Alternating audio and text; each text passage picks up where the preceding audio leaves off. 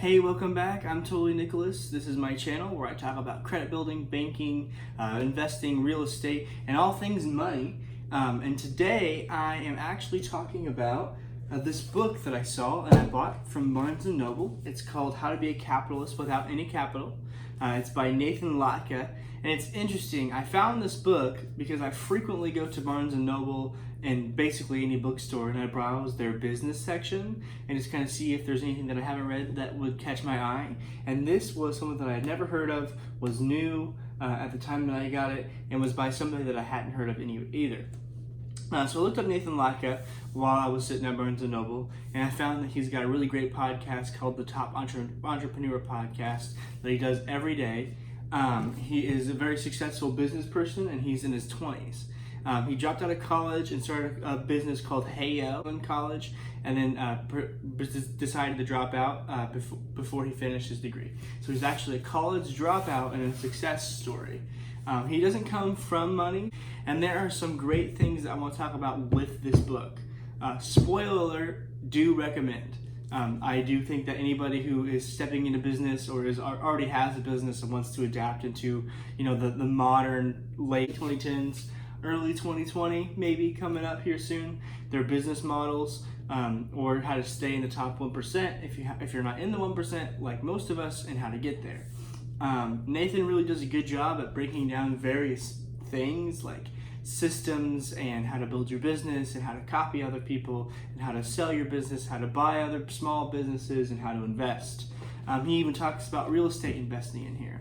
Now you might notice that it's only 249 pages, so it's pretty short comparative for how much money or how much information this book goes over, right? So it's information dense, and it gets straight to the meat and potatoes, which if you watched my podcast with Casey, you would know it's something that I very much enjoy. It's something that kind of gets straight to the point, right? By comparison, this is my copy of The Millionaire Real Estate Investor, and this book is close to 400 pages.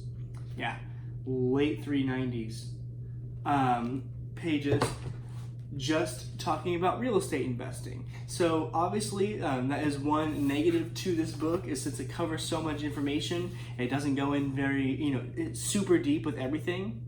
But because it does go over so many things, it gives you a starting point that you can go through and find out things that work for you and things that you think are good, and some good ideas, like a starting point to start digging in deeper to some ideas. So I definitely wouldn't use this book as an end-all be-all, but it is a really good starting point for anybody who wants to start a business right now.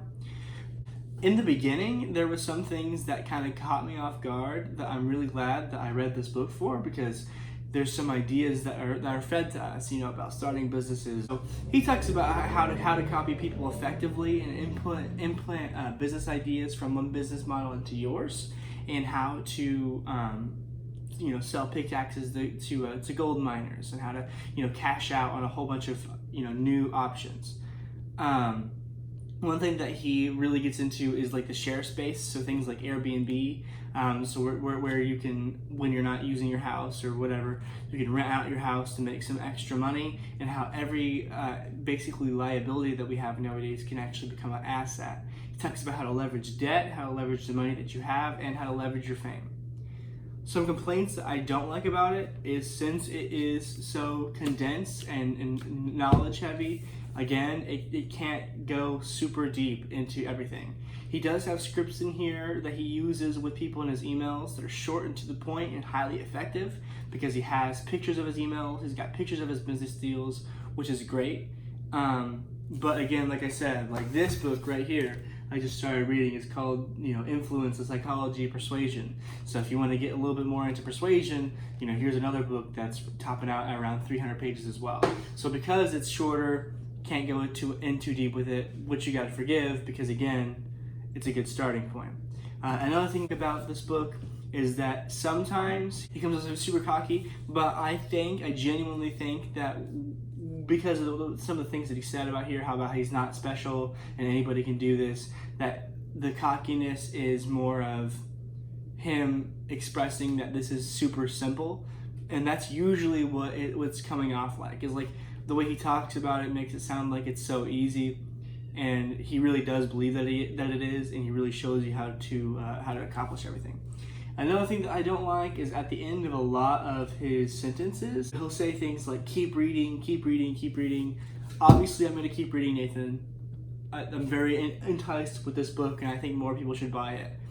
If you want to check out this book, I'm going to have a link below for Amazon. You can just click on it and buy it if you're interested in it.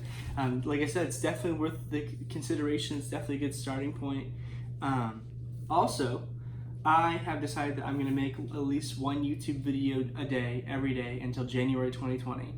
And in that time frame, I would like to have 1,000 subscribers. So if while you're going down to the description to click on the link to this book, if you could click subscribe and like for me, that would be fantastic.